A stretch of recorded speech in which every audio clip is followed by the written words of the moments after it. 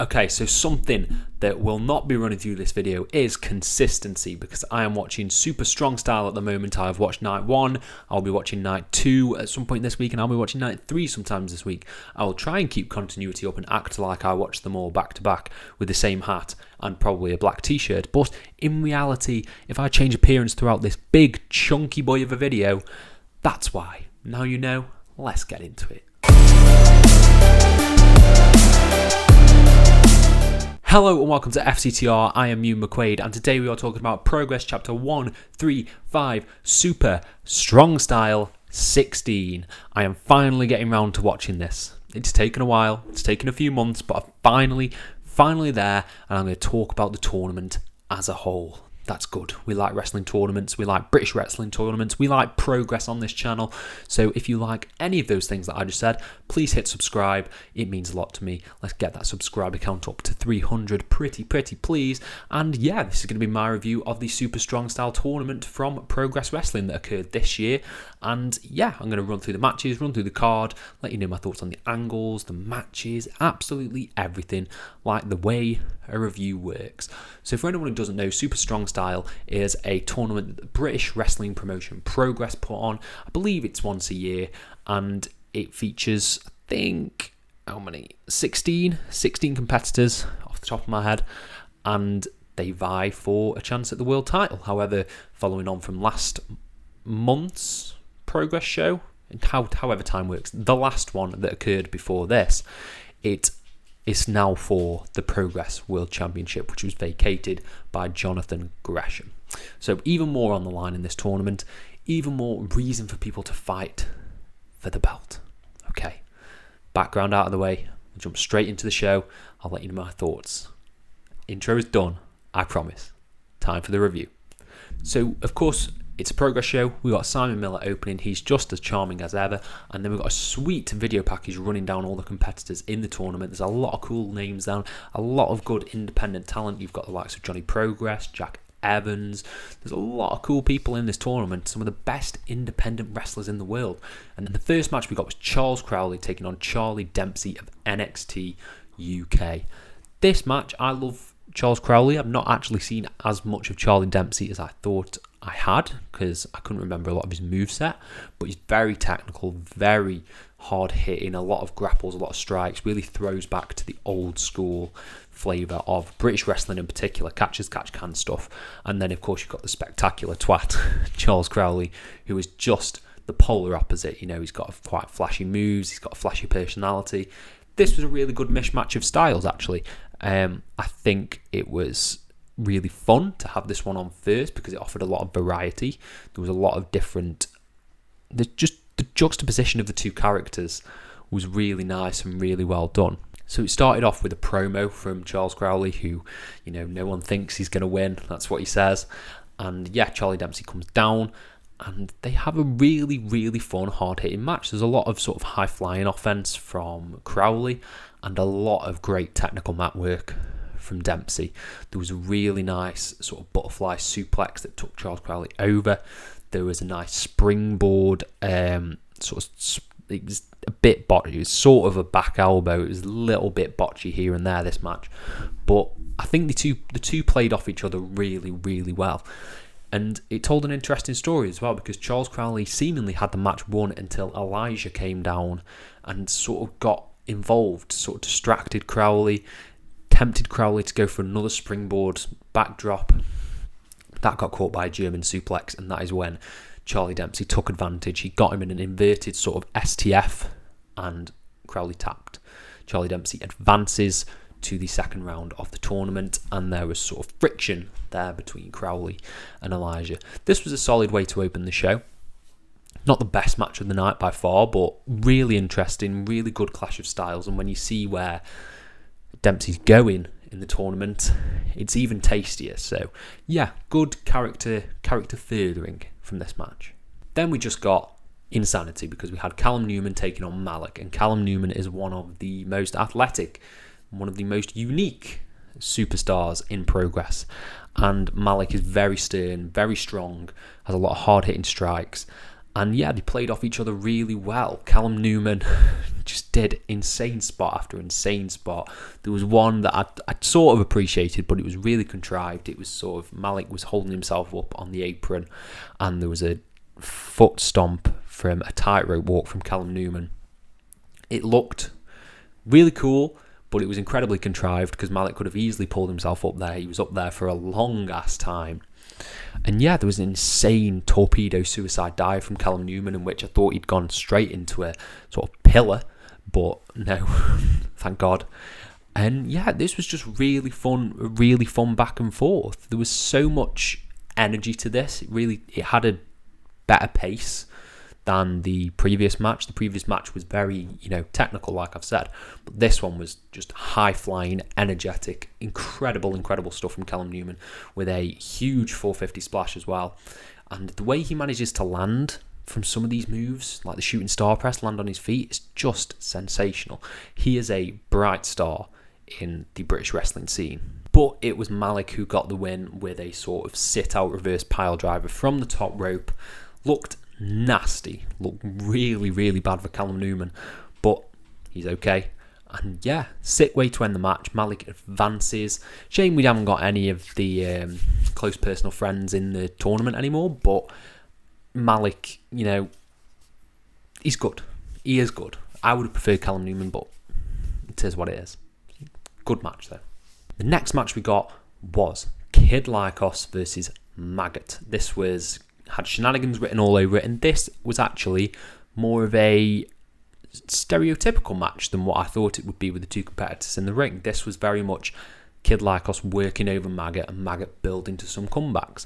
In that, it probably wasn't the most flashy and interesting match of the night, but I think it told a solid enough story, especially with the use of Lycos and the feud with Jonathan Gresham, because he was emulating Gresham's moves, being all cocky.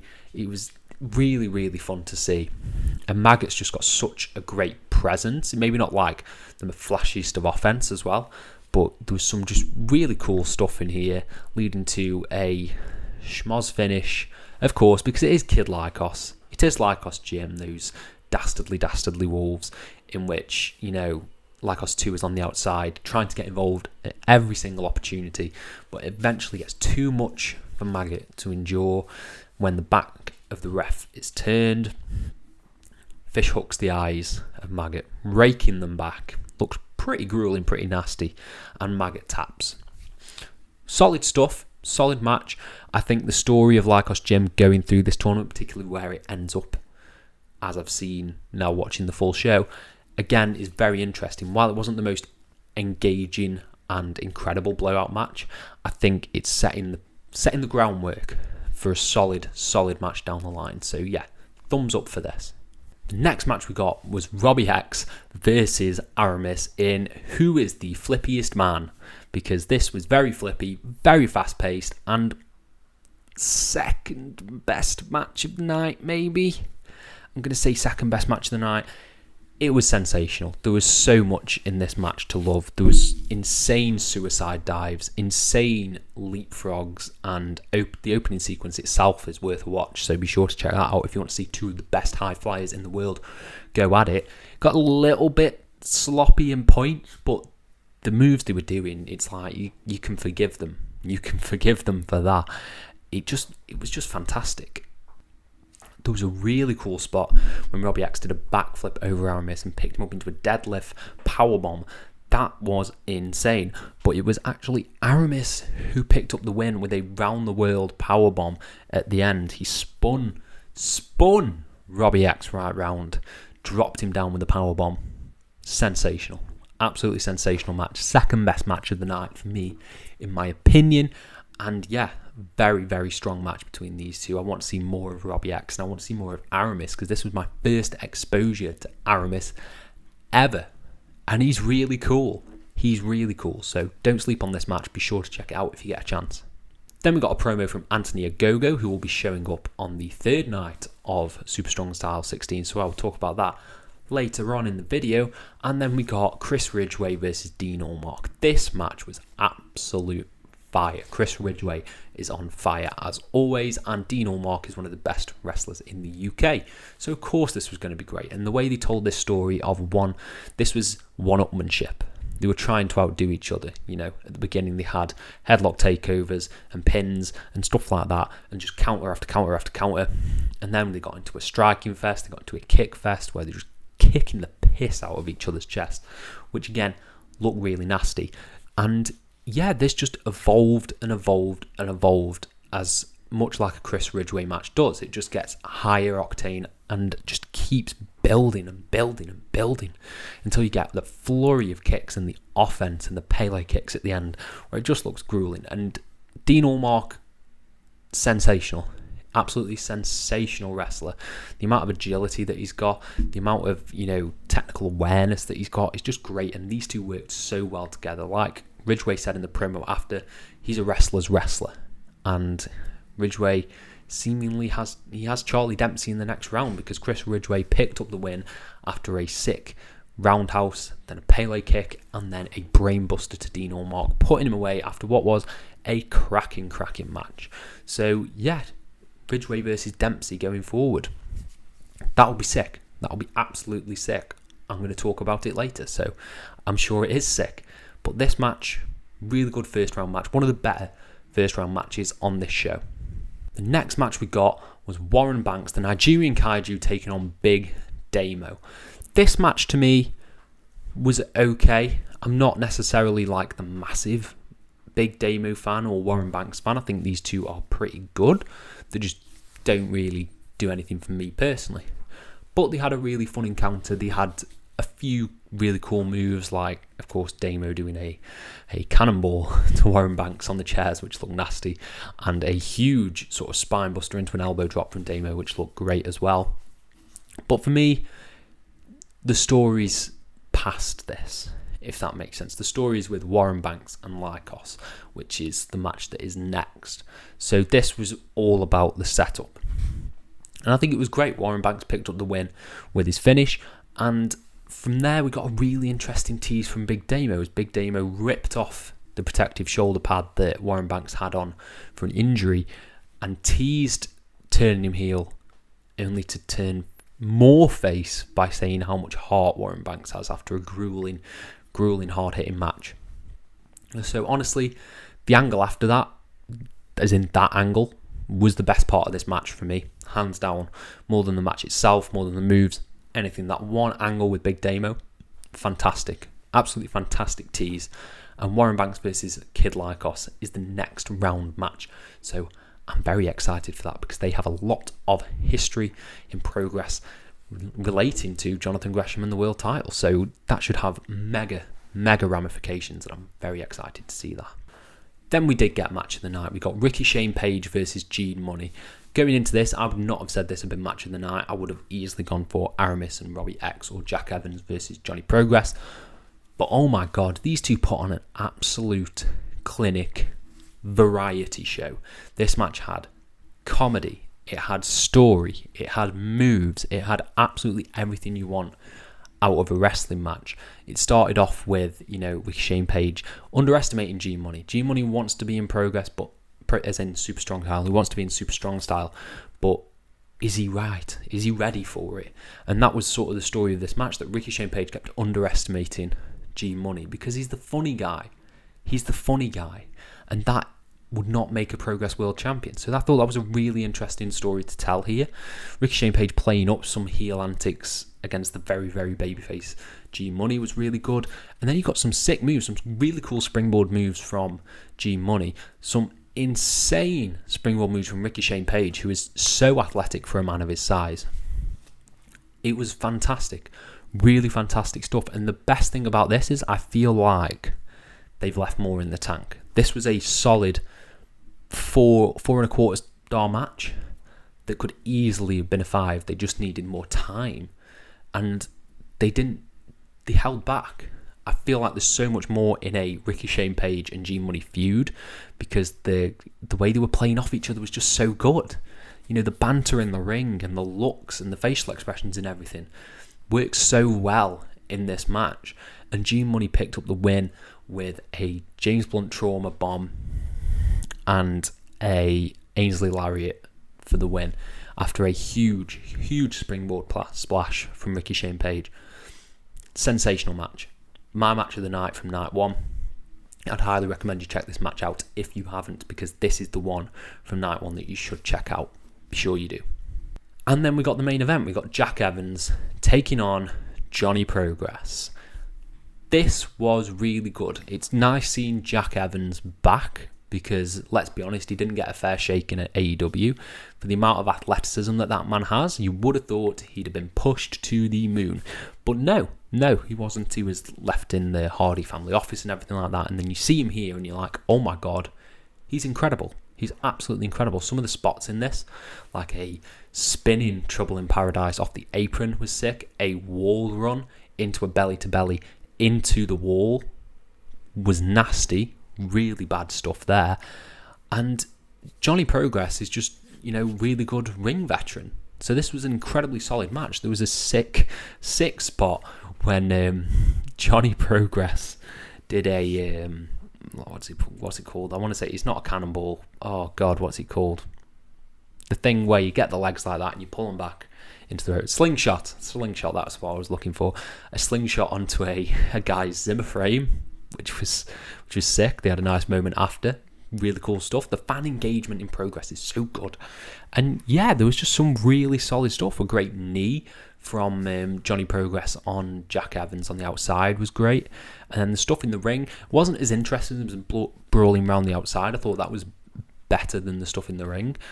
And yeah, Johnny Progress picked up the win with a Starship Pain. He's advancing to the next round. And I can't remember who he's facing. It's not Ridgeway. Oh, Aramis. I think it's Johnny Progress versus Aramis in the second round, which I will talk about in my next video. But this night overall, really solid stuff. I really enjoyed it. It's good building ground for the rest of Super Strong Style, the tournament in general. They've set up good stories, they've set up good arcs, and we'll see where it goes from there. Got to think there's a lot more stuff to come in the world of Progress on this show in general, which I'm going to talk about in a minute, like Cara Noir versus Spike Trivet in an I Quit match. You've got Kanji versus Giselle Shaw in a 2 out of 3 falls match. You've got the tag team ladder match. There's so much on this show that I will be talking about in this video. So yeah, let's move on to night 2. Okay, so here we are. We've done night 1. We are now on to night 2 of Progress Wrestling Super Strong Style 16, which features the big heavy hitter of Spike Trivet versus Cara Noir in an I Quit match. It has a lot of stuff on this show, a lot of matches, a lot of really sensational stuff, maybe even better than night 1, and I'm going to dive straight into it right now. So of course, Simon Miller opens night 2. We get a sick video recap of night 1. Really well edited and really well put together, and that led into the opening match, which was the 0121 versus Sunshine Machine versus the Smoking Aces in a ladder match for the Progress Tag Team titles. This match, there's 2 different types of wrestling fans, okay? Some like the stories and the sort of in-ring psychology and all that stuff, and some people, they like the spot fests. You can like both. That's completely acceptable. I, for one, like both. And every now and then, I love a good spot fest. And this was exactly that. A legit match of the year contender, in my opinion. This ladder match was sensational. Maybe it's because I feel like we've been starved of good ladder matches of late. The last one I can remember that was really good was Cody versus Sammy Guevara on AEW. This had absolutely everything. It had just insane spot after insane spot. It had good character work, the good dynamic between the teams, and everything about this just worked. So I'll try and run down some of these spots, but to be honest, there's too many to count. So of course you've got I don't even know where to start. A surfboard being brought out and used as a ladder bridge in between 2 ladders. That was insane. The Smoking Aces did a really nasty sort of backdrop to man like Doris onto a bridge ladder in the corner. Also looked really nasty. You've got Chuck Mambo doing insane dives from the top to the outside from a ladder, which again looked insane. You got TK Cooper just doing insane headbutt after insane headbutt, taking people down. There's so much to talk about with this match that I can't actually do it justice. I'm going to run through a couple of my notes and let you know some more detailed spots, but I will have missed some, okay? So here we go. So TK Cooper goes on an absolute spree. He sprints around the ring, takes out absolutely everyone in sight. That's followed up by a 6 shooting star from, who did it? Oh, it was Cooper. Cooper did the shooting star onto man like Darius. Darius took some insane bumps in this. I really hope he's okay. He was okay after it. And yeah, insane leg drop from the ladder. There's just too much to talk about. And Sunshine Machine won. Fantastic match. This is the match, I think, for this show. Maybe even more so than Cara Noir versus Spike Trivet. This opening ladder match is one you need to go and check out if you haven't. It's available on the WWE Network. Absolutely sensational stuff. And Sunshine Machine are the new Progress Tag Team Champions. Fantastic stuff. 5-star match. So the next match we got was Big Damo taking on Dean Ormark. This didn't go as long as I thought it would. I thought this would be a bit more back and forth. It was a really good character-based story of Dean Ormark being the speed and agility against Damo's power. Worked really well. I really, really love Damo's spine buster into the elbow drop. It just looks so crisp and neat. And Dean Ormark, his kicks and everything. He was getting out of the way, doing a few kicks, trying to attack the knee of Big Damo. But then Big Damo comes in with a huge crossbody, hits the divide, and basically takes the upper torso of Dean Ormark away from his lower body. It was incredibly brutal to watch. And, Ormark gets yeeted, absolutely yeeted into some chairs. It's, again, really fun match. Damo hits a Vader bomb at the end to win. Didn't go as long as I thought. I think like it only went about 7-10 minutes, something like that. And Damo picked up the win. Sign of respect was given as well by Damo, sort of playing off the turn that he teased yesterday. So what is he turning face? Is he not? These are the big questions coming out of this match. And yeah, really good stuff. I really like Ormark, really like Damo. Good stuff, good match. Then we got a very interesting video package with Charles Crowley and Elijah seemingly hinting at a split of the act, and we might get a Crowley versus Elijah match down the line. That'd be quite interesting. I don't know who'd play face, who'd play heel in that. Probably Crowley, because he is a, spectacular twat. So yeah, cool stuff. I'm interested in seeing where that story goes from here. The next match we got was a quarterfinal match between Malik and Gene Money. This match wasn't as good as Money's match on the previous night. I feel like that's just because I'm not too into Malik personally, but it was fun stuff. Malik tried to jump Money before the bell. He got taken out, and then it sort of became Malik working over Gene Money. Little bit standard, a little bit bog standard stuff. And yeah, Money makes a comeback with a huge spine buster. And there was a really nice, what's it called? My head's gone. Really good rolling elbow from Malik. Clocks Gene Money. That got a really good 2 count. And then yeah, Money hits a ripcord Ainsley Lariat for the win. Nothing like blowout about this one. This was a good, solid quarterfinal match. And yeah, Gene Money advances. He will be facing the winner of Charlie Dempsey and Chris Ridgeway in the semi-finals. So interesting stuff there. Looking forward to that on night 3. Next match we got was supposed to be Luke Jacobs taking on Jonathan Gresham. Jonathan Gresham was supposed to be part of this show, but due to personal issues, he was not able to come down. And so instead, it is Luke Jacobs versus Big Guns Joe. And yeah, I was watching this with my my girlfriend, and she said Big Guns Joe's sort of scream he does sounds like Link from Zelda. Can't clarify that, but apparently he does. And it was a really fun match, really good match for the Atlas. It wasn't for the Atlas Championship, it was sort of an Atlas. He was just there. He was just the Atlas champion there. And yeah, Luke Jacobs looked great. He hit some big power moves. Big Guns Joe, no sound load of chops. Luke Jacobs hits people so hard that it scares me, but he proper was laying into Big Guns Joe. And they had a really fun sort of big man slobber knock about. There's nothing sort of blow out about this apart from the angle after. So Luke Jacobs picked up the win with a huge burning lariat. And then out comes Axel Tisha, and these two have a fantastic promo battle. Luke Jacobs and Axel Tisha, really great stuff. You know, Axel Tisha's being sort of the condescending mentor, and Luke Jacobs just fires off on him.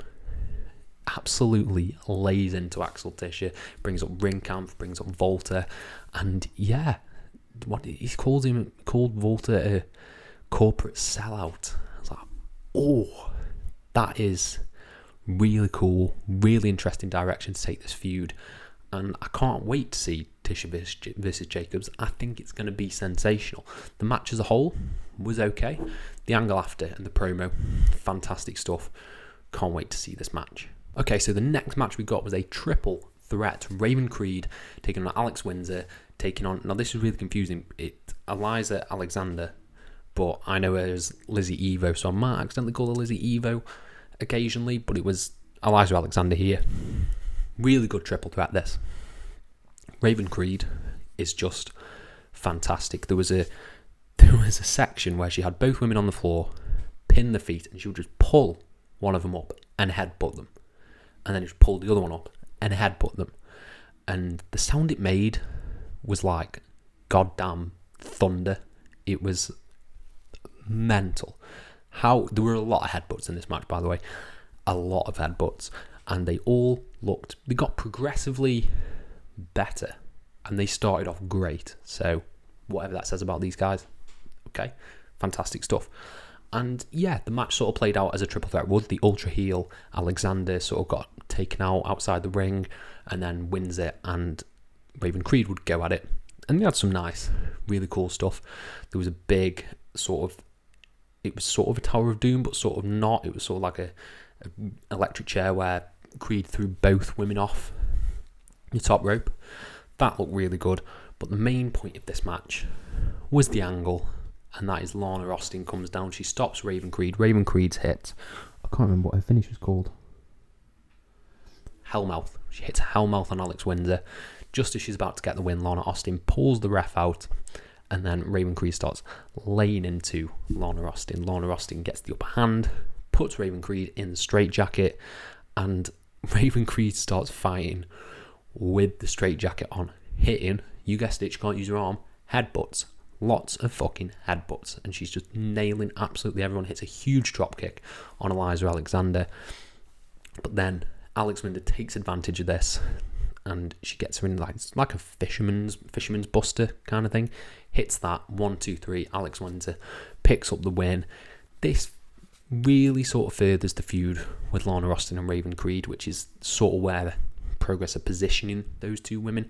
It's sort of their time now, as well as Kanji and Giselle Shaw from the next night. So yeah, I'm excited to see Lana Austin versus Raven Creed. Hopefully it adds some sort of stipulation. It probably does. But yeah, this was a really fun triple threat match, and I can't wait to see the ramifications of this one. Then we got probably the third best match of the night, and it was pretty close to call some of the matches of the night here because they were all pretty good. Warren Banks versus Kid Lycos, I really loved, because this played a lot into the story they've been telling around Lycos, Warren Banks, and Jonathan Gresham. So, you know, Gresham's essentially in his head because he had Gresham beat, but he's doing all the moves. He's doing very reminiscent moves of Jonathan Gresham, and Lycos are just cheating because obviously they've orchestrated this. They've got the title off Gresham, and they want the title. That's their plan. That's their end goal. So I thought they told some really good stuff, and of course this got off to a really, really hot start with Warren Banks just sprinting at Kid Lycos with a knee, and then that led to just big move after big move after big move. Lycos did a dive to the outside, then Banks got the upper hand and hit just a flurry. He hit a ripcord, meter burn special knee, then he hit like a V-trigger on the ropes, and he hit another knee. There were so many knees in this match. Then it spilled to the outside, and it got, you know, really, really intense, really good, because Warren Banks hit a spear on the apron to Lycos, takes him down. Then he gets him back in the ring, hits another, I believe he hits 2 more spears. I think he hits 1 spear on the apron, 1 on the outside, and then 1, he does the sort of running the ropes thing and clocks Kid Lycos with it. 1, 2, 3, Warren Banks advances. This was an insane match, and I haven't even talked about the sort of double brainbuster that Lycos did. He did a brainbuster from the top rope, then straight into a brainbuster, regular in the ring. Really great stuff. I absolutely loved this match. I thought it was great. And Warren Banks going forward, he's facing either Johnny Progress or Aramis. Yeah, Aramis. And I can't wait to see that. I can't wait to see probably Warren Banks in the final versus either Chris Ridgeway, G Money, or I completely forgot who the other one was. It'll come to me. And yeah, Warren Banks going through. Fantastic stuff. Can't wait to see how this story plays out with Lycos as well. Really interesting. Then we got the final match in the quarterfinals, which was Aramis taking on Johnny Progress in a really fun match that sort of had like house showy vibes, you know. Johnny Progress has sort of been like that throughout this tournament here. He's been very light-hearted, so to speak, but that's not to say he can't put on a great match, because this was a great match and Aramis looked absolutely fantastic in this. Aramis looked better than Johnny Progress in my opinion. He's just so goddamn flippy, and everything had a counter. There was a really cool twisting code red that looked really nasty and really cool. Then there was a reverse Spanish fly from the top rope into a crossface, which looked again insane. And that sort of built to Johnny Progress getting the upper hand. He hit some knees, hit some kicks, and the match sort of played around with that house showy feel. It was really fun. Really, really fun. And yeah, Johnny Progress picked up the win. Sick stuff. Really cool stuff. And he's advancing to face Warren Banks. So it'll be Warren Banks versus Johnny Progress. I think that will be a really good match. I really do. So because I'm bad at my job, I actually forgot to talk about this match, and that was the Close Personal Friends team of 4. It was an 8-man tag taking on Jack Evans, Maggot, Ricochet Page, and Robbie X. This was basically just house show vibes. There was a dance off in the middle of it, and they just had an insane flippy match. It's literally all I need to say. They were just insane spot after insane spot in this one.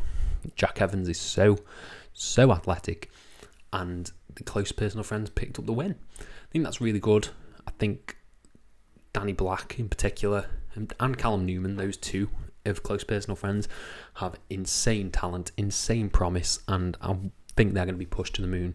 It was great to see guys like Ricochet Page and Robbie X get sort of, I don't know if they're having a match at the next night, but it's great to see them sort of get a spotlight if this is their farewell and they are going back to, you know, other independents and stuff like that. So yeah, can't complain about this 8-person tag. It was insanely fun. That's all I can say. And finally, we got a great video package hyping this match. Trivet versus Noir in an I Quit match. Loser leaves Progress. So I've actually watched this match twice. I think I hyped it up a bit too much for myself the first time I watched it because I was so into this feud. But watching it back a second time, I think I underhyped it. Because again, this match is goddamn fantastic. Everything about it, some of the imagery, the storytelling, the beats, everything about this match is fantastic. There's so much to run down with this because it was a pretty long match, it's about 25 minutes, something like that. And it has just a really quick opening sequence where they're hitting sort of each other's moves. Smashway hits a swan woo on Cara Noir, and it just boils down, it breaks down. Both men go to the outside. Trivet starts bleeding from a drop kicked chair into his face, and he's pouring with blood from the mouth. And then Cara Noir puts on jeans just to show, you know, this is a street fight. Very reminiscent of Shawn Michaels wearing the jeans back in, like, what was it, 2003 or something like that, against Triple H. And they start brawling around the crowd, just wrecking everywhere, puts Spike on the bar, goes to get a table, and then Spike just runs and bottles him with a glass bottle. And yeah, it kept escalating. They then brawled up to the ramp, and Spike Trivet hit a pile driver on Cara Noir on the ramp. Spike goes down, gets a table, and then Cara Noir's disappeared. Can't see him anywhere. He's like Trivet's getting jumpy from people from the crowd, thinking it might be him. And then Cara Noir comes out, and the lights dim down. A spotlight goes on the stage, and he's just holding chairs on his arms as though they are wings. And it looked sensational. It was like he was pouring with blood, and it's just a fantastic image. Like in black and white, that would be like a print I'd have on the wall. And yeah, from there it spilled into the ring. More carnage. You got the thumbtacks come out. Cara Noir gets dropped into the thumbtacks. He gets basically his entire back is just covered in thumbtacks.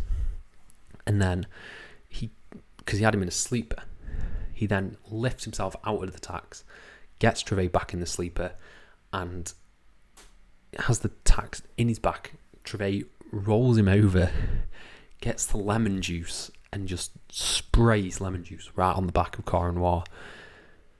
So horrific, because I can't imagine what that feels like. And yeah, it just keeps going and escalating from there. Cara Noir grabs a trampoline. This was the one bit of the match that I thought was a bit too hokey, was the trampoline. Gets the trampoline, puts a trampoline on the ring, puts Trivet on three tables, and then does a jump from the trampoline over the ropes through 3 tables, and Trivet moves out of the way. That basically writes Noir off for the rest of this match, because Trivet, like we've seen when he first attacked, I think it was when he first attacked Cara Noir in the Ilya Dragunov match, chains his neck to the ropes, and he's trying to get the key, and he just lays into him with chair shots, just destroys his back with chair shots, and that's when the finish comes. So Trivet can't put away Cara Noir. Cara Noir is not quitting in the slightest, so he goes out into the crowd and he finds Cara Noir's wife, and in what is a really, really brutal bit of imagery, slams her head against the ring apron and then puts his foot on her head, and he's going to hit it with a chair, and that is when Cara Noir, who hasn't spoken a word in progress, says, "I quit." And the facade sort of comes away. You can feel sort of the air just gets sucked out of the arena. Cara Noir must leave Progress. And devastating as that is, it's the right move in my opinion. We'll see what happens on night 3 and see where this story goes. But a sensational match, a sensational finish, and a genuinely great I Quit match. And they're rare because I Quit matches are very hard to do, much like Last Man Standing matches, I feel. And this was a fantastic version of that. Almost like it's like the Avengers Infinity War ending, where you've got this epic battle, and then the good guy loses. It's something that's not done enough, is the hero falling and losing. So I'm really happy to see it here, and I can't wait to see where this story goes from here. And that capped off night 2. Night 2, I think, was better than night 1 in my opinion. You got the Cara Noir match, which is again fantastic. You had the tag team ladder match, again fantastic. You had Warren Banks versus Kid Lycos, which was fantastic. You had Aramis versus Johnny Progress, which also really good. The triple threat women's match was also really good. This was a solid night of wrestling, and yeah, I'm really excited to watch night 3 now, to see where the finals go, and see the 2 out of 3 falls match between Kanji and Giselle Shaw. That should be fantastic. So without further ado, let's move in to night 3. Okay, so here we go. We are at night 3 of the Progress Wrestling Super Strong Style 16 tournament. It has been a long weekend of wrestling for me. I have watched pretty much all of these almost back to back, and yeah, that's about 12 hours in total, 12 to 10 hours of wrestling that I've consumed, I have enjoyed. And yeah, this is my review of night 3. So shall we just get into it? If you've got this far, I'll be shocked if you've got this far. But yeah, okay, let's dive into night 3 of Super Strong Style 16. So we started off with Simon Miller. He comes out, he does his usual entrance and the introduction, and we got a really well done video package of night 2 and a recap of the Cara and Noir match, the tag team title match, all that good stuff. And then we got the first match of the night, which was Team Damo versus Team Ricky Shane Page. Now, the way this was done, it was done almost like drafting a football team in high school, where coin toss and you pick who you want. So I'm going to have to use my phone for this. I'm going to run through who each team picked. So Damo picked Maggot, Callum Newman and Jody Fleisch, and Ricky Shane Page picked Charlie Dempsey, Dean Ormark and Charles Crowley. So the crux of this match was Charles Crowley came out before Jody Fleisch and sort of sat waiting to be picked in the crowd, and no one picked him. It was quite sad because I love Charles Crowley, but no one picked him until the last. He was the last pick for Ricky Shane Page, and then we have an 8-man tag team match, which was really fun. This was a really fun way to kick off the show.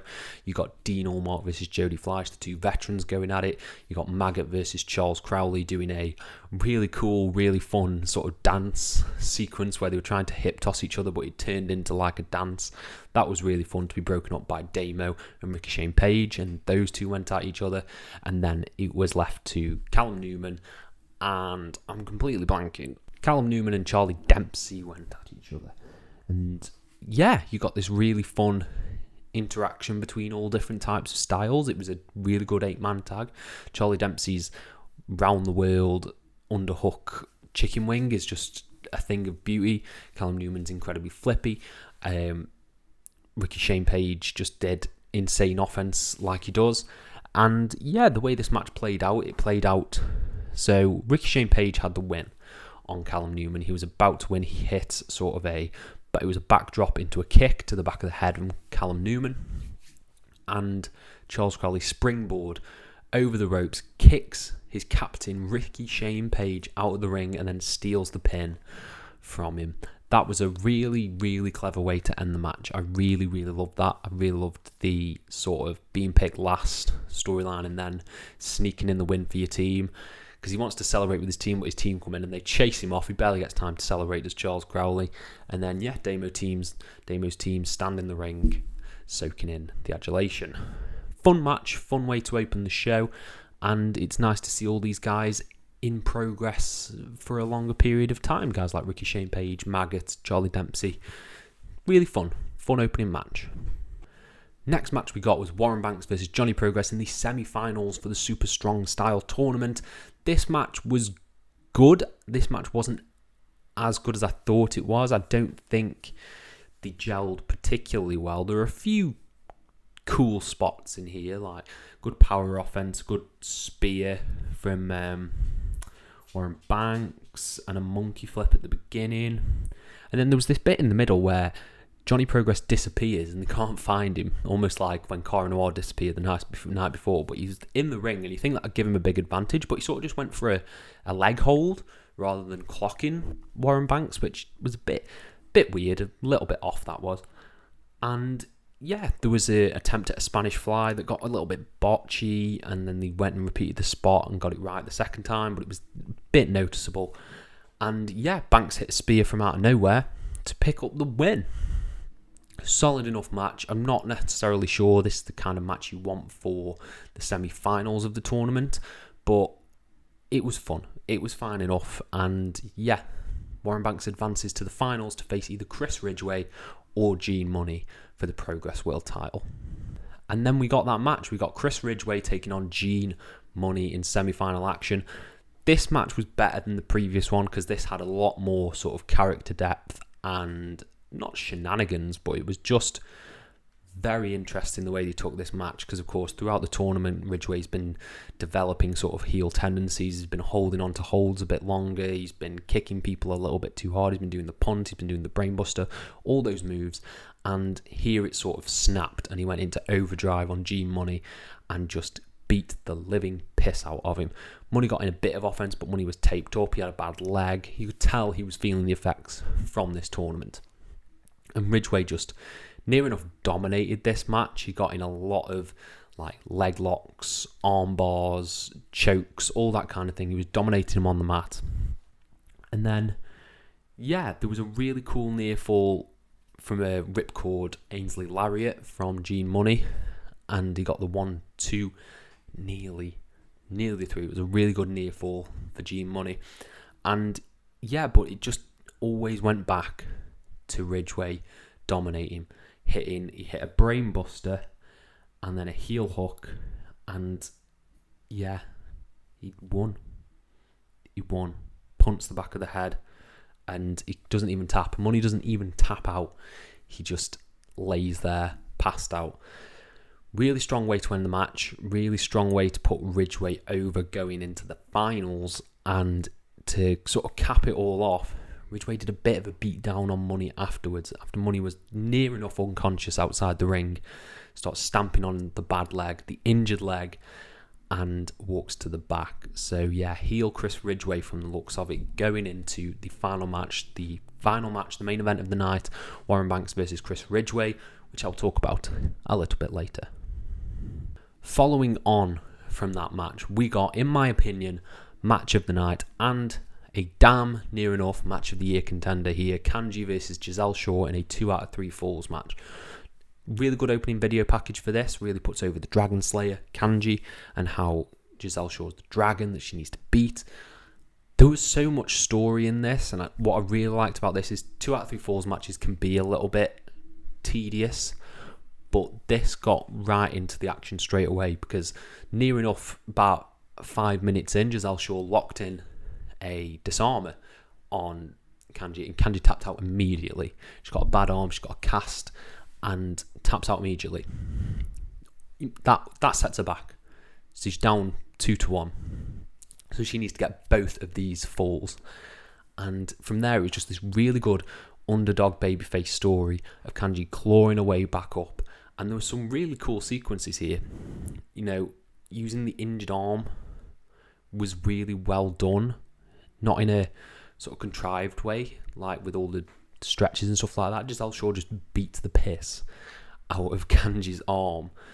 There was a really cool super kick to the back of the head from Kanji that looked nasty, followed by a huge striking combination. And then you got them spilling to the outside. Almost every match on this show had spilling to the outside thrown through this particular set of chairs. Whether they had no fans there or something, I don't know. But everyone got thrown through these chairs, and it was Kanji who took this insane bump going flying through these chairs. And then it got back in the ring, and Giselle Shaw goes for it. It's almost like an underhook chicken wing kind of thing. Kanji rolls through, 1, 2, 3, gets the pin. 1-1. We're even here going into the final stretch. And the final stretch was just fantastic stuff. The way it ended was great. I really loved that, because they set up at the beginning. Giselle Shaw nearly taps in a triangle choke, but just manages to escape. And then Kanji gets the triangle choke on it again into a huge power bomb. Giselle Shaw powers up Kanji, drops her with a power bomb, and before she can make the cover, Kanji leaps up, almost no-sells it, gets her in a triangle, and Giselle Shaw passes out, taps out. Fantastic way to end the match. Puts over Kanji's really strong underdog babyface champion. They're not done very well in current wrestling, so hopefully Kanji is the opposite to that. And Giselle Shaw, she gets a standing ovation when Kanji's gone to the back as she leaves for Impact Wrestling. So yeah, really fantastic match. I loved this. One of my favourite women's matches of the year, one of my favourite matches of the year, and I can't wait to see what Kanji does from here. It's going to be sick. Then we probably got my favourite thing on the show. Nope, not a match. It was a promo, of course it was, from Spike Trivet. And Spike Trivet comes out and he gloats. He gloats about beating Cara Noir on the previous night. And it just hit so deep. Some of the things he was saying, it was like this villain has just taken over. He's taken away the champion.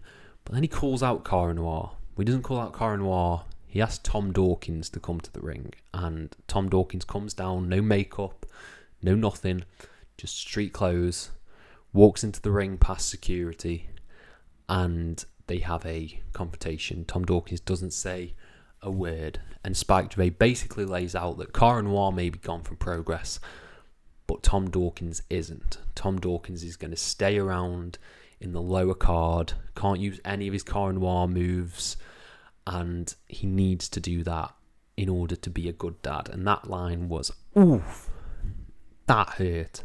And then he had this other killer line about how Tom Dawkins has caked himself up in makeup for each of his gimmicks that he's done, just because he hates Tom Dawkins so much. That's what he hates, and that's what Spike Trivet has got out of this feud. And that just sort of really resonated with me a lot, putting on this sort of facade because of essentially mental health issues and self-esteem issues and stuff like that. That really resonated hard with me. And I thought this promo was fantastic. And Spike Trivet asks Tom Dawkins if he is going to do it, if he is going to stay, and Tom Dawkins nods, but no. Spike Trivet wants to hear him say it, and then we get a few mumbled lines from Tom before Spike leaves, gives the boots of Cara Noir to Tom Dawkins, throws him in the ring, and then Tom Dawkins leaves. It was I've probably not done it justice there, but it was honestly a fantastic promo segment. I absolutely love this feud. I love everything about it, and I can't wait to see where this goes. I implore you, if you need to check out anything from Progress, check out the Cara Noir Spike Trivet stuff, because it is absolutely goddamn fantastic. Some of the best wrestling of 2022, some of the best promos of 2022, some of the best angles of 2022, and you need to be checking it out as soon as possible. Then we got Lycos Jim taking on Jack Evans and Aramis. It was a good flippity-doo match. There were some really cool spots in here, but for me this just didn't connect. Sort of this middle portion of the show didn't really connect with me. I thought it was a bit filler following the Spike Trivet stuff. And this match was good. It's good to see Jack Evans and Aramis get spotlight. But again, the decision to have Jack Evans and Aramis win, I think, is a bit detrimental because they're probably not going to be in Progress for a long time. I think Lycos Jim probably needed the win here more than anything, having lost in the tournament and now losing here. So yeah, I thought the match was fun as a whole, but a bit unnecessary in my opinion. But it's nice to see him. It's nice to see big flippy dudes doing flippy things. So yeah, fun enough, but inconsequential. Speaking of fun enough and inconsequential, we had Tate Mayfair come out. Now, I didn't really know who Tate Mayfair was, but he started cutting a promo on Anthony Gogo, saying how Anthony Gogo's not going to be here because he's late, his plane's gone. We know how this is going to play out. And it does. Anthony Gogo comes out and those two have a match. This should have been a squash. It was not a squash. It went about 7 minutes and it shouldn't have. This should have been a one and done squash for Anthony Gogo. I get people might have paid to see an Anthony Gogo match if they marketed it like that. But at the same time, this didn't need to be on the show at all. I thought this took away from the show, if anything, because it was already a 4-hour something show, and the Lycos Gym match and the Anthony Gogo match probably could have been cut, leaned down the show, made it a really killer 3.5 hours of wrestling. But instead we got this pretty basic match which didn't really offer anything other than a little bit of a cool down from all the previous matches. So yeah, I wasn't a big fan of this. Anthony Gogo won, and then it sort of played out like the Dolph Ziggler Goldberg thing where Anthony Gogo came out and started beating up Tate Mayfair a bit more. Fun enough, but again, it probably could have been cut from the show, in my opinion. Then we got two big, hard men slapping the ever-loving piss out of each other. Axel Tisha taking on Luke Jacobs for the Atlas Championship. Now, this match, again, maybe I was on a little bit of a burnout because of all the Progress that I'd watched. Didn't live up to the hype for me, but it was really good.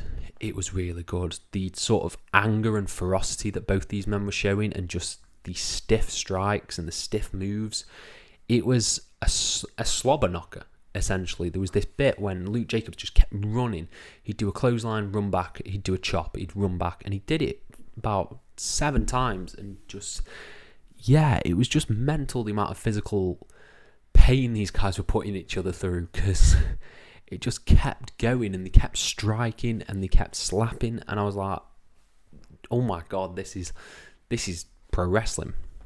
So I really love that. I just think again, maybe just the burnout didn't quite land for me in terms of a great match, but it was really solid stuff for the Atlas Championship, and particularly towards the end when it got into the near fall section, and particularly making Luke Jacobs look amazing because he just kept hitting finish after finish after finish. They all looked great, but they wouldn't put Tisha away, so Tisha also looked good. He hit like a clothesline, and I think he hit his burning lariat, he hit a pile driver, and then he hit another burning lariat for the win.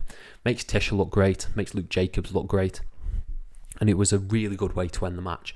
Just didn't live up to that hype for me, but to each his own.